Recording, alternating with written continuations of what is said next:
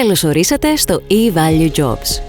Ένα εργαλείο που χρησιμοποιεί αντικειμενικά και ουδέτερα ως προς το φύλο κριτήρια με σκοπό την αντικειμενική και διαφανή αξιολόγηση των θέσεων εργασίας ενός οργανισμού. Η αξιολόγηση θέσεων εργασίας είναι μια συστηματική διαδικασία εκτίμησης της σχετικής αξίας κάθε θέσης εντός ενός οργανισμού. Σημαντικό: αξιολογούμε τη θέση, όχι το άτομο που την κατέχει και όχι την απόδοσή του. Πριν ξεκινήσετε τη χρήση του εργαλείου, η σωστή προετοιμασία είναι καθοριστική. Αρχικά, συστήστε μια επιτροπή αξιολόγησης που να αντιπροσωπεύει διαφορετικά επίπεδα και φύλα. Συγκεντρώστε επικαιροποιημένες περιγραφές για κάθε θέση. Εκπαιδεύστε τους αξιολογητές και ενημερώστε το προσωπικό για τη διαδικασία. Η χρήση του εργαλείου είναι απλή και δομημένη. Πρώτα, ανοίξτε το αρχείο .xlsm και ενεργοποιήστε τις μακροεντολές Enable Macros. Ξεκινώντας από την αρχική καρτέλα, πατήστε το κουμπί «Οδηγίες» Instructions. Εδώ θα βρείτε επισκόπηση της διαδικασίας, τι πρέπει να έχετε έτοιμο, γρήγορες οδηγίες για τα επόμενα βήματα. Διαβάστε προσεκτικά τις οδηγίες πριν συνεχίσετε. Τώρα πατάτε «Προχωρήστε στο Job List» για να εισάγετε τις θέσεις εργασίας. Καταχωρήστε τα στοιχεία της θέσης που αξιολογείτε. Υποχρεωτικό πεδίο. Τίτλος θέσης εργασίας. Ο επίσημος τίτλος της θέσης, παραδείγματος χάρη, λειτουργός εξυπηρέτησης πελατών. Το Job ID, παραδείγματος χάρη J001, δημιουργείται αυτόματα. Προαιρετικά πεδία, που συνιστώνται για καλύτερη ανάλυση.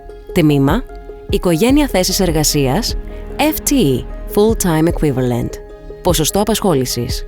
Εδώ επιλέγουμε 1 για θέσεις πλήρους απασχόλησης ή κατάλληλο ποσοστό, παραδείγματος χάρη 0,5, 0,8 και ούτω καθεξής, αναλόγως των ωρών απασχόλησης που προβλέπονται για τη συγκεκριμένη θέση σε σχέση με τις ώρες πλήρους απασχόλησης του οργανισμού. Σημειώσεις. Μπορείτε να προσθέσετε όσες θέσεις χρειάζεστε.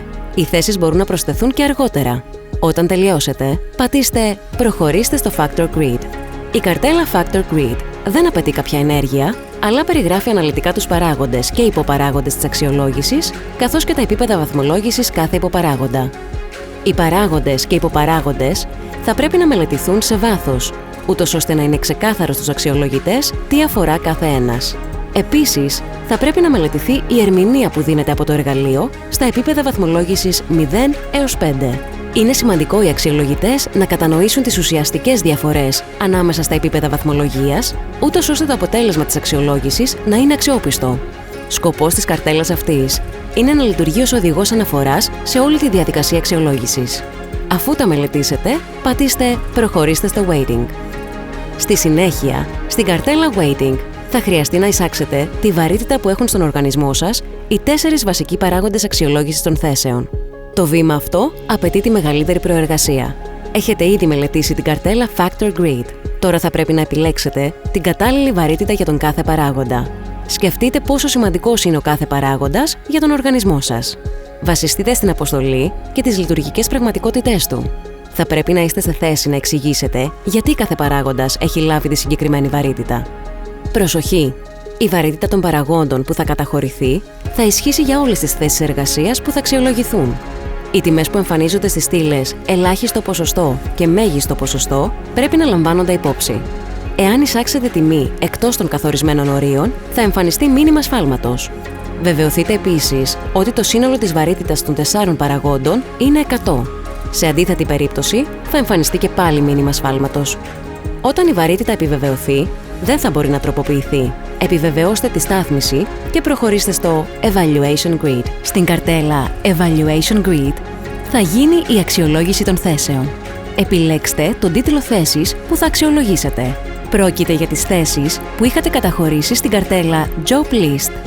Θα πρέπει να επιλέξετε μία-μία τις θέσεις και να βαθμολογήσετε ως ακολούθως. Βαθμολογήστε κάθε υποπαράγοντα από 0 έως 5. Κάθε υποπαράγοντας βαθμολογείται σε κλίμακα από 0 έως 5. Το 0 σημαίνει ότι το χαρακτηριστικό δεν απαιτείται για τη θέση. Το 1 αντιστοιχεί σε ελάχιστες απαιτήσεις, το 2 σε βασικές, το 3 σε μεσαίες, το 4 σε υψηλές και το 5 σε εξαιρετικά υψηλές. Σημαντικό! Η βαθμολογία βασίζεται στις απαιτήσεις της θέσης, όχι στην απόδοση ή τα προσόντα του εργαζομένου. Βαθμολογήστε όλες τις θέσεις εργασίας. Όταν ολοκληρώσετε τη βαθμολόγηση, προχωρήστε στο Evaluated Job List.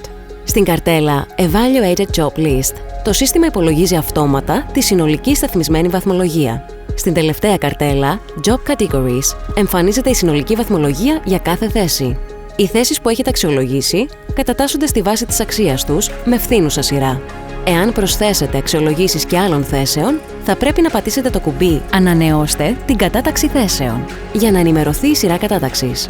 Στη βάση της κατάταξης των θέσεων, μπορείτε τώρα να κατηγοριοποιήσετε τις θέσεις εργασίας σε ομάδες συγκρίσιμης αξίας. Οι συγκεκριμένες ομάδες μπορούν να χρησιμοποιηθούν ως βάση για το σχεδιασμό ή την αναθεώρηση των μισθολογικών δομών. Θέσεις με παρόμοιες βαθμολογίες θα πρέπει να ανήκουν στην ίδια μισθολογική κατηγορία. Το eValue Jobs είναι το εργαλείο που χρειάζεστε για να εφαρμόσετε μια αντικειμενική και διαφανή μισθολογική πολιτική, χωρίς έμφυλες προκαταλήψεις και στερεότυπα. Για περισσότερες πληροφορίες ή υποστήριξη, επικοινωνήστε με το Τμήμα Εργασιακών Σχέσεων του Υπουργείου Εργασίας και Κοινωνικών Ασφαλίσεων.